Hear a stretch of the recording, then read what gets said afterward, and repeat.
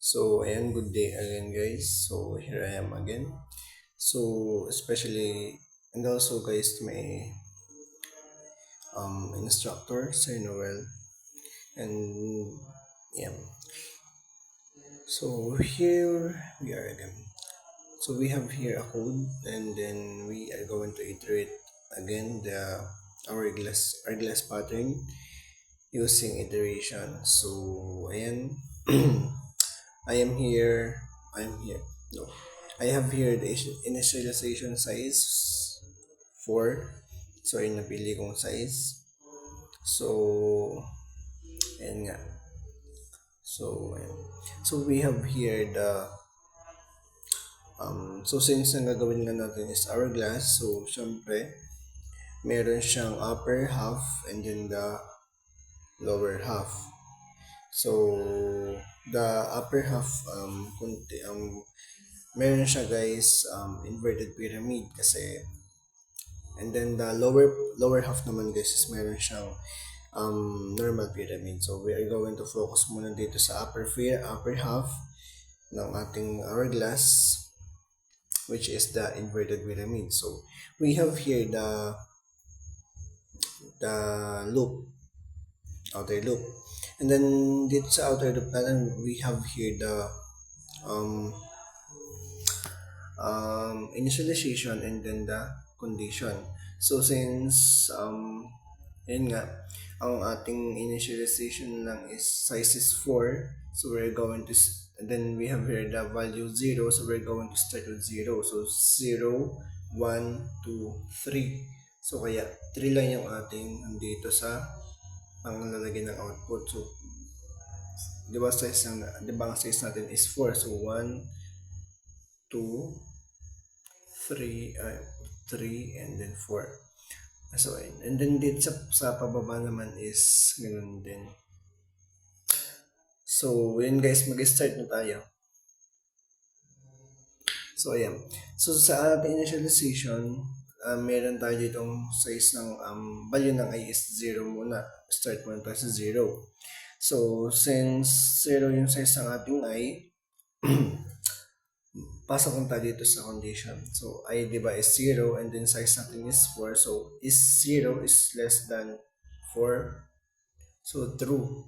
So, dahil true yung ating condition, we're going to papasok na tayo dito sa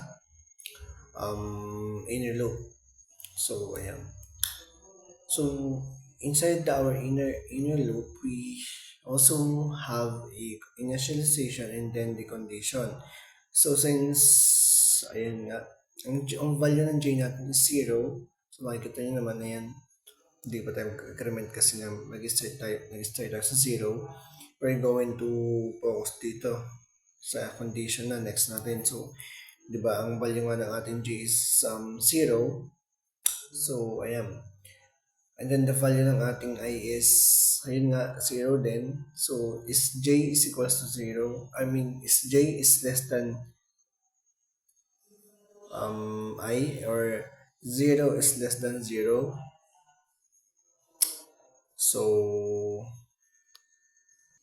So ayan, guys, going back. So since false yung ano dito is condition, so magfo-focus tayo dito sa space. I mean, 'di ba, hindi siya dito nag-satisfy. Ano yun? Hindi siya na-satisfy, or yun nga, wala lumabas na output dito sa condition na to. So dito tayo liliban sa kabila. So ayan. So kung makikita natin dito sa initialization, so ang value ng ating J is 0. And then, so since dito na papasok sa condition, so since ang value ng J natin is 0, and then sa inside ng ating parenthesis is the size, which is that 4 times 2 minus 1. So 4 times 2 is equals to 8 minus 1 is 7. So since kukunin na natin yon, and then minus, ayun nga, sa point parenthesis, 2 times the value of I is 0, so 0 minus 0. So, ibig sabihin is, yung J is less than, yung sagot dito sa unang parenthesis, which is the size is 4 times 2 is 8 minus 1 is 7. So, is 0 is less than 7. So, ayun, may true na agad tayo. So, ibig sabihin, dito na tayo sa command na ito pupunta. Magkakaroon na siya ng output. So, ayun, dito, type na tayo dito ng output. Isa. So, ayun. So, ayan. So, since na may output tayong isa, so we're going to move next. Basta mag-move na ulit tayo sa isa pang para magkaroon ulit tayo ng isa pang output. So, we're going back here sa outer loop, which is, I mean here, sa inner loop muna. Kasi nasa isang row pa tayo eh. Hindi naman tayo bababa or what. So, ayun. So, since natapos na tayo sa value ng 0, so, next natin is mag-increment na tayo. Incremented by 1 na ulit. So, ibig sabihin, so 0 plus 1 ulit. So, 0 plus 1 is equals to 1. So, ayan. After natin mag-increment, we're going to focus na here sa condition. So, since ang value ng j natin is 1, and then our I is 0, so, is j is less than 0, is 1 is less than 0. So, since nag-false siya, so hindi ulit na-satisfy, so we're going to jump ulit here sa isa pang sa isa pang loop na merong initialization and then meron ulit na condition. So, since ang value na ng ating j is 1, so papalitan na natin ito ng 1. Ayan. And then we're going to focus na ulit dito sa condition, which is meron ditong j is less than the size times 2 minus 1. So, since ang value ng ating j is 1, nagbago na siya, naging 1, and then the size is 4 times 2 is 8 ulit, and then minus 1 is 7 pa rin. So, pakita na agad doon. Kasi 7 di ba magiging sagot doon, and then 1 yung j natin. So, is 1 is less than 7.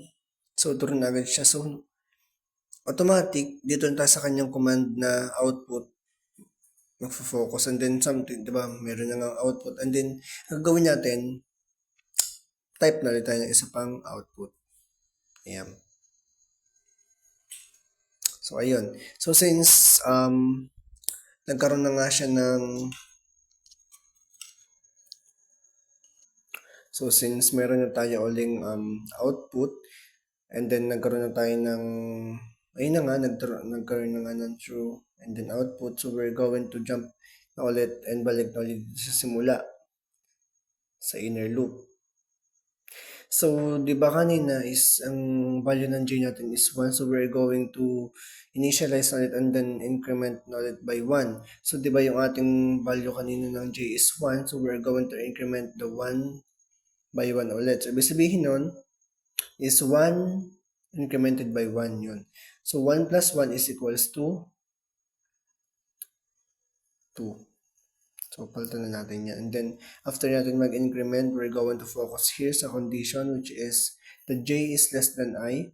So, ang j natin na nga, ang value na nga natin ng j is 2, and then I is still 0. So, ibig sabihin, 2 is less than 0, it is false. That is why we're going to jump here again and again sa ating isa pang loop, which is meron siyang initialization ulit and then the condition. So, since nagbago na yung value ng j natin doon, and then we're going to change it to ayan. So, after natin mag-increment ulit dyan, we're going to focus ulit here sa condition. So, we have here the j is less than the size times 2 minus 1. So, just like the kanina, yung mga nauna, so, ang value na nga natin yung j ngayon is nagbago na, naging 2 na. And then the size is hindi pa rin. Siyempre, hindi magbabago yan. 4 pa din. Times 2 pa rin. And then minus 1. And then minus 2 times yung value ng I is 0. So, 2 times 0 is wala rin naman yan. Minus 0 din. And, ayun nga. is 2 is less than 7. So, true pa rin siya. That is why dito tayo sa kanyang command na console write and then the output. And then, ayun, magta-type ulit tayo ng isa pang output here.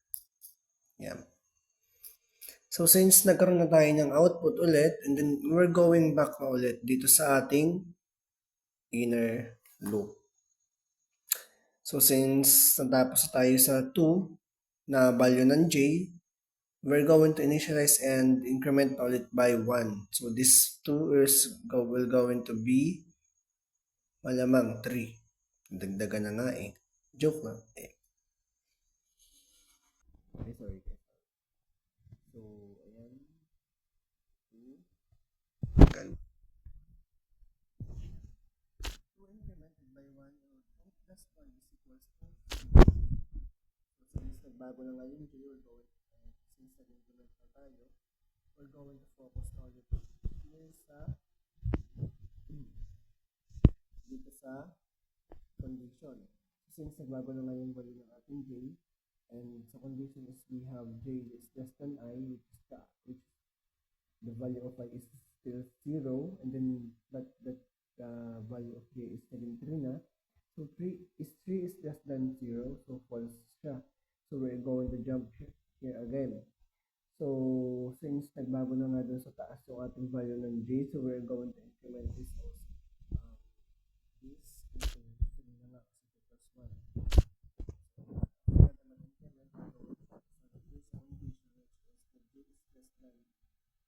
Size times 2 minus 1, which is the size is 4, and times 2 is 3 minus 1 is 7. Dito, ito naman is ganun pa rin, 2 times 0 is 0. Wala din yung mangyayari. So, ayun. Ang value na nga ng ating j is 3. So, that is why i-substitute na natin yung j sa 3. So, 3 is less than 7. So, still, true pa rin. That is why we are going to, dito sa kanyang command na output. And then, type na ulit tayo ng isa. So, ayun, meron na tayong 4 na output, which is sa 0, 1, 2, 3. And then, natapos na tayo. Kasi nga, di ba sabi ko nga, kapag nag-enter tayo ng size na 4 or something, or whatever na number, or whatever, or kahit ilan sila, basta ma-reach na yung size na binigay natin, matatapos na yun. Let's assume na matatapos na yun sa binigay natin na size. So, since binigay natin size is 4, so naka-4 na tayong output, then, syempre, bababa na tayo. Ayun na nga, yung console write line. So, bababa na tayo dito sa next. Sa row 1. So, ayun. Balik na tayo dito sa outer loop. So, since ang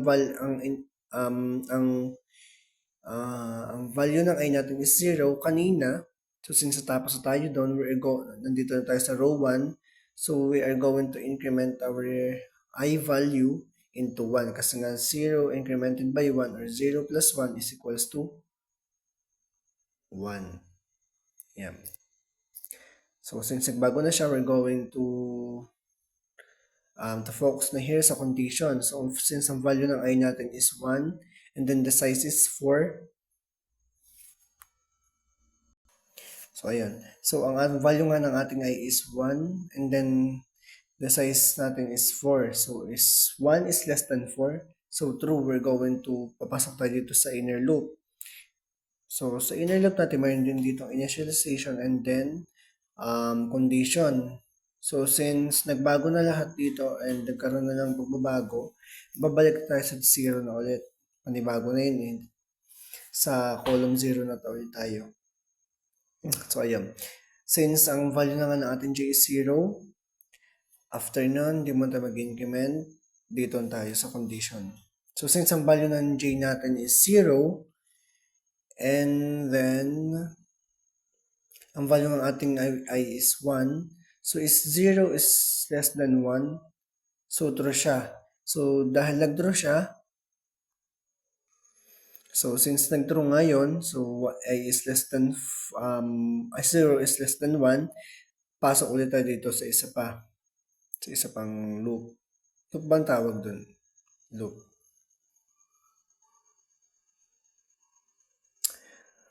So, ayun, since 0 na yung value ng j natin doon, 0 na rin dito, syempre. Hindi pa tayo nag-increment eh. Tsaka simula pa tayo sa column 0 pa tayo. Focus na tayo dito sa condition. Value ng j is 0. Ayan. And then the size is 4 times 2 is 8 minus 1, 7. Then ganun pa rin naman 2 times 0 is 0. And then, is 0 is less than 7. So, true siya. Sorry. So, since napalit na nga yung 0 to 1. So, ang value ng CNG natin is 0. 0 is less than 1. So, true siya. Papasok siya doon. So, answer right. And then, J is 0 nga. Or the 1. And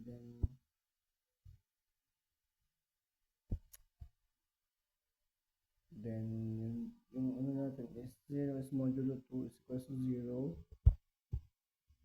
So, ayun na nga. So, di ba nag-draw yan kanina. So, dapat pala is false yun. So, kasi nga, less than lang naman yun. Di man sinabi na less than or equal. So, dapat siguro nga ay 1 yun. So, kaya false dapat. So, dito tayo sa command na to. Mag-output. So, false siya. So, that is why likdang tayo ng isa.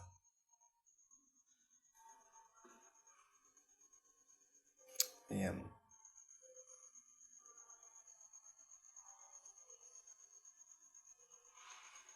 So, since ayun na nga, nag-false nga, di babalik na nga tayo dito sa just to, para palitan yung value ng at. So, mag-initialize ulit tayo, di ba yung value ng j natin is 0, so mag-increment tayo ng 1, 0 plus 1 is equals to 1. Balik na sa condition, and then the value ng value ng j is 1, and then I is natin is 1. So, since 1 is less than 1, false na yun. False na agad. So, pasok tayo dito. So, since value ng j natin is 1, di ba palitan natin to? 1 din. Babalik dito. And then, since ang j natin is 1, and then less than the size is 4 times 2 is 8 minus 1 is 7. And then, yun nga, wala na magbago doon. Minus 0 pa din. Sa 2 times I. Edi, is 1 is less than 7. True pa rin siya. So, that is why magkakaroon tayo dito ng command or yung magkakaroon tayo ng output, edi type tayo dito.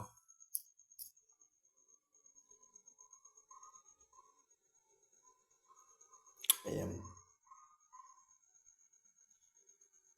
So, since may output na, balik na tayo dito sa loop. Balik na nga tayo dito. So, kanina, ang value ng j natin is 1. So, we're going to increment na ulit dito sa initialization size ng j, value ng j. So, palitan na natin siya ng 2 kasi 1 incremented by 1 is 2 or 1 plus 1 is 2. And then, pasok ulit tayo sa condition dito. So, since ang value ng j natin is 2, dito sa 1, ang I natin is 1. So, 2 is less than 1. So, di ba false? Then, that's why we're going to papasok na dito sa kabila. Ayan. So, since nagbago na nga yung j natin, yung value ng j natin din sa inner loop na isa. So, automatic, dito, 2 na rin yan. Then, pasok dito. And then, j is equals, j is 2 na nga yung size natin, ang value natin, and then the size is 4 pa din times 2 minus 1 is 7 pa rin. So, is 2 less than 7, true na siya. So, that's why command ulit and then output. Output na ulit siya. So since may output na ulit, balik na ulit tayo dito sa inner loop. And then since natapos tayo dun sa value ng 2, natapos tayo sa 2 na value ng j, we're going to initialize na ulit and then increment na ulit. 2 incremented by 1 is 3. So, balik na tayo dito sa condition. Focus tayo. So, j is less than I. So, ating j is 3 nga. Then, yung I natin is 1. So, ibig sabihin, false siya. Balik ulit dito. So, ayan. So, automatic. So, di ba nagbago na nga yung value ng j doon sa isa. Then, 3 na dito yan. So, tapos na tayo mag-increment. That is why we're going to focus here sa condition. And then, since the condition natin is 3, and then wala naman nagbago, size pa rin niya is 4 times 2 minus 1, edi 7 pa rin, and then 2 times I is 0 pa din. So, is 3 is less than 7? True. That is why command ulit, output. Type tayo dito ng output ulit. And then next, so since natapos na, nag-end na yung ating hanggang 4 na, nakapag 4 na tayo. Edi, ayun nga, balik tayo dito sa outer loop. So, ayan. Ay, by the way guys, para di tayo malito or something, we can, ano din naman, pero sa bagay, kasi kaya man bahala kung ano gusto ninyong size. Sa akin na ginamit ko lang is hanggang 4, so ako yung mag-decide para doon. So, ayun. So, ayun na nga, balik na nga tayo dito. Dito na tayo. So, since natapos na tayo dun sa row 1, so, mag-row 2 na tayo. Baba na tayo kasi nga may right, so right line, and then, ayun na nga, doon tayo sa isa, sa 2. And then, dito, balik na tayo dito sa outer loop. So, since tapos tayo dun sa 1, ito na tayo, and then, initialization, increment natin yung value onto 1, diba 1 incremented by 1 is 2. Since nagbago na nga, pasok tayo dito sa condition. Since ang value ng ating I is 2, and then size is 4, wala pa rin nagbago, true pa rin yung kasi 2 is less than 4 is true. That is why,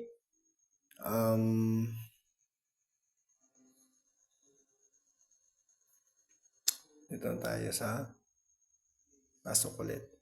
And then, J is 0 na ulit yan.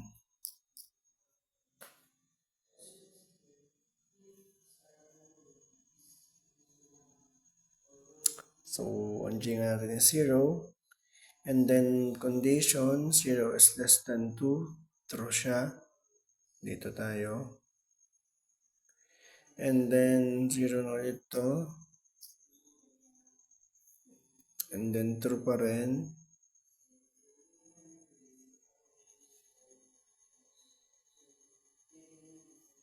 And then, ayun. So, 0. And then, diba 0 nga yung value ng J. Tapos, times the size of 4 times 2 is 8 minus 1. And then, sa labas dito sa kabila ay 2. And then, yung value ng I natin is 2. 2 times 2 is 4. Ibig sabihin, 0 yon. Yung 7 is babawasan natin ng 4. Yung ba hindi natin nagawa kanina? Sorry. E di, yun na nga. 7 minus 4 is equals to 3. So, 0 is less than 3. Dito pa rin siya. So, yun guys. May mali ako kanina. Sorry. So, ayun. Balik tayo dito muna. Kaya di ko na-explain maayos sa isa. Sorry. But ayusin ko na. So, int I is equals to 2. Kasi nagbago na nga yung value ng I natin is ginawa na natin 2 kasi row 2 na tayo. And then, pasok tayo dito sa condition. I is 2. And then size is 4. 2 is less than 4. So, true siya. Pasok tayo dito sa pang loop. And then since 0 pa rin, umulit na tayo, di balik back to 0 na yung value ng ating j. So, balik na dito naman tayo sa condition. So, j is 0 less than I is 2. Magiging true lang siya if it is 0 or is less than or equal to 2.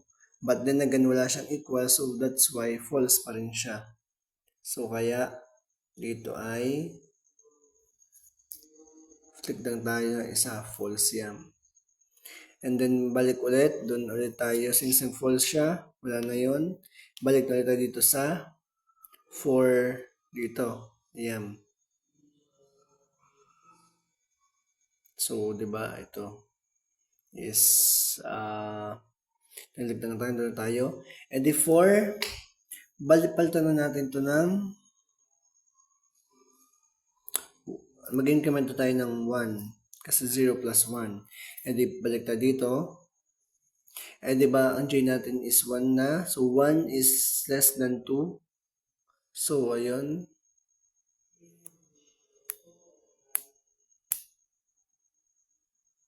So, true siya. Pasok tayo dito. Int j is, palitan natin ito ng 1. Ayan. So, kaya sabi ko nga kanina, if ayun siya is less than lang, ibig sabihin false na kasi nga kung magiging true siya kung less than or equal. So, since ganun pa rin yung sa kanina, edi kahit pinago natin to ng j, edi size nga yun. Pero try natin yan, no? Kasi j is 1 dito sa tayo sa condition, j is 1 nga. Edi size is 4 times 2, 7 yung pa rin magiging sagot dyan. And then 2 times, ay natin is 2 na, di 2 times 2, edi 4 nga, edi 3, edi yung j natin is 1 less than 3 is 1 is less than 3. Kung meron talaga siyang I is less than or equal to 3, doon siya magiging false, magiging true, but then again wala siyang equals, so false pa rin siya dito. Kasi false yan, false pa rin dito. I mean, false siya dito sa una, then false pa rin. Diba false nga yan? Dito na tayo mag-focus. False pa rin, and then isa pa. Then tayo dun eh. So, jump tayo dito sa unahan. So, since tapos tayo sa 1, napagano tayo, so i-increment ulit tayo into 2. Ayan. So, is 2 less than 2. So, false na agad. So, that, dahil lang false siya, jump tayo dito. So, di ba, ayan na nga, initialization sa j is 1. So, increment tayo ulit by 1. 1 plus 1 is 2, ayan. And then, so since, diba, ang value ng j natin is 2, and then size is 4 times 2, ulit lang yun, 4 times 2, 8, minus 1, 7, minus 2 times I is ganun. So, 2 times I, ang I natin is 2, dito 4 na siya, 4 minus 7, 3. And then, since may value tayong j, may value tayo ng j, which is 2. So, 2 is less than 3, nagiging false na siya. I mean, magiging true. And maging false man siya, meron naman dito ang if condition, yung j natin na 2 is 2 modulo 2 is equals to 0. Sabihin is true siya. That's why output tayo dito. Isang output. Ayan.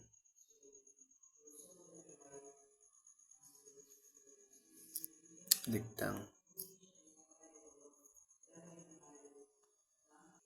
So, since may output na nga tayo ulit guys, isa ayun, nasa taas na. So, nag-move na yung ating cursor. And then, babalik tayo dito. I mean, dito. So, ayan, mag-initialize ulit tayo and then yung value ng J natin na 2 is increment ulit natin by 1.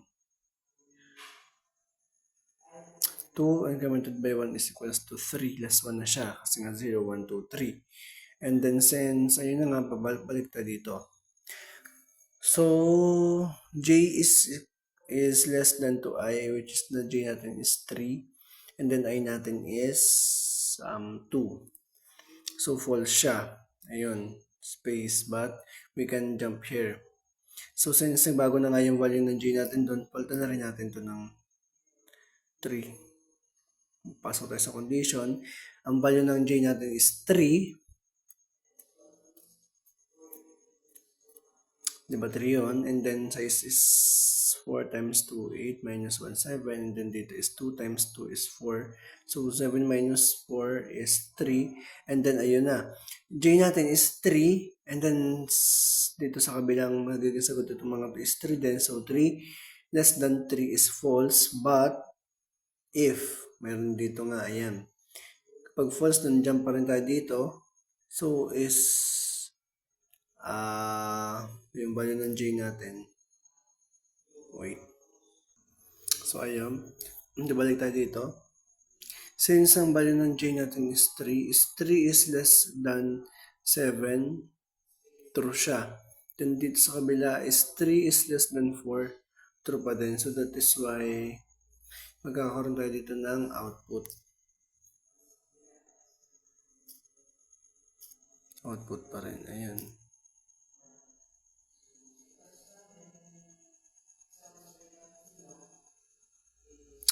So, ayan.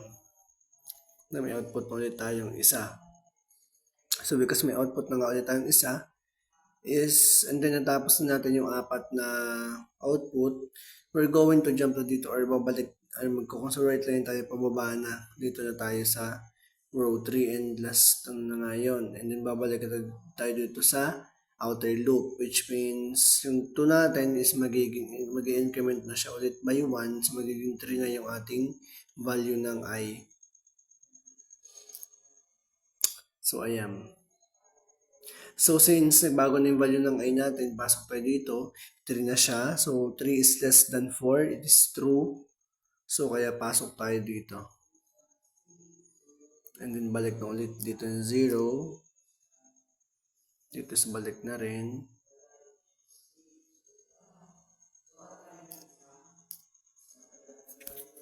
Ayan. So, pasok tayo dito. Is 0 is less than 3. So, true na siya. So, pasok tayo dito. So, ayun na nga. I know. Magiging ano nga lang pala siya. Magiging true lang siya if less than or equal. So, false siya. So, kaya naman false. Edi space na agad natin. And then, balik pa rin tayo doon sa taas na nga ngayon kasi magiging mag-increment by 1 na. Ayan. So, ayan. 1 is less than 3. So, gaya nga nasabi ko, 1 is less than or equal. So, kaya false pa rin. Shortcutin na natin. Space pa rin. So, balik na ulit tayo dito sa initialization, incremented by 1 na ulit. So, magiging 2. Pasok sa condition, 2 is less than 3. Although true siya, pero wala siyang equal, so magiging false pa rin. So, isa pa rin, hakbang. So, balik tayo dito ulit. So, last one na. Last one output. So, 2 is incremented by 1 is magiging 3. And then 3 is less than 3. So, false. Pasok tayo dito. Palitan natin yung to. Sorry.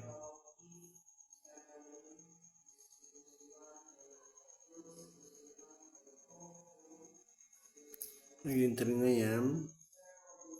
And then, since value nga nun is 3, is 3 is less than 7. true, then is 3 is less than 4, but we can minus the value of dito mga dalawang to mga sa parenthesis, so magiging 7 minus 3 is I mean 7 minus 4 is 3, and is here, so since the value ng J natin is 3, and then 3 less than 3, so false siya, papasok tayo dito sa if condition. Then because of my modulo, and then dito din naman sa sa 3 is less than 7, and then 3 is less than 4, may true siya. Command natin, and then this, sabihin true siya. So ayan. So ayan guys, since nakukompleto na natin yung inverted pyramid, ganun din yung sa pababa. Ganun din yung normal pyramid na pag-explain. Then makukuha rin natin yun into, ayun nga, pag nga ng iteration, and then pag isa-isa natin ng condition by the use of, ayun nga, yung mga different, ayun nga, yung mga value nga noong ating mga ganito. This, yung 0 to 1, 2, 3. Kasi 4, diba? Size natin is 4. So, ayun. Alternate natin yan. Ganun lang guys. Pagpapalit ulit lang siya. Even, siguro medyo mahirap na unawaan. Pero yun pa rin yun. Pag iniran natin yan, so pag-aralan na lang, pag-aralan na kasi nga step by step nga. Pag iniran natin yan, is ganun pa rin. And makukuha nyo pa rin yun. Diyan, tingnan nyo. Oh. I-run man natin, edi yun pa rin nga yung magiging sagot niya. Same dito, ganun din yun. Even hindi ko ilagay, pero ganun pa rin siya kasi kapag nirun natin, makikita natin na ganyan. So, ayan. Shared ka doon lang bakit. Pero yun pa rin yung magiging output niya and magiging outcome nung ating coding or ating pattern. So, ayun lang ang ating hourglass. Inverted pyramid, but we can din naman yun sa normal pyramid. Kung naintindihan nyo yung pagpapaliwanag ko dito sa inverted pyramid, ganoon pa rin yung paggagawa sa lower half na or the normal pyramid. So, ayun. Thank you.